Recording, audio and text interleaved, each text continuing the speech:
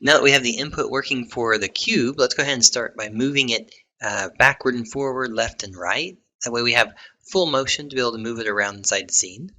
So go ahead and go back to the code. Now at this point, we have enough code written that we should be able to do this. Like if you want to go ahead and give it a try, you should be able to do it without having to see anything else happen. If you're not able to do that, then we'll just do it this way. So I'm going to write we'll do these as just as if statements. So we're going to say if input.getKey, and our key code this time is going to be S. Oh, make sure we write this out. So we have a key code for S, which is going to be backward. And then we have the input get key. Key code for this one is A. So notice I'm not just copying and pasting these. The reason for it is that when you're following along, be sure to actually write it out. You want to make sure that you're writing the code out, you're getting used to all the statements, you're putting these things to memory. If I just copy and paste these, it's great if I've done it before, but if I haven't done it before, I'm going to forget that translate word pretty quick.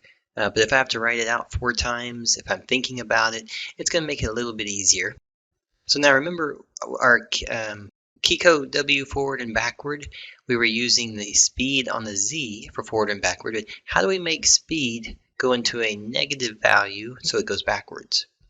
If you add a minus sign to speed, this becomes the negative value of speed, so it's going to be a -5.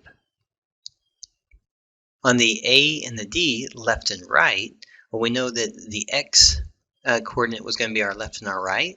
So let's take our speed time, delta time right there, put that for the X. So we're going to have it set up this way like this. So A is going left, which means it'll probably be the negative value. And then we'll do a positive value for the right, like this. So now we have our keys set up. Notice we don't do an if. That way, the only things we could do an if is, we could do this. We could say you can only go forward or backward. Basically, you would cancel each other out if you did both. It just turned to 0. But for this one, we'll say that you can only go forward, you can only go backward, and then you can only go left or right. But you can do a combination of those, which is what we're kind of looking for. So you can do forward and to the right. So now you can push play. And then using your keys again, I can go forward, backward, left, and right. And then you can go at angles.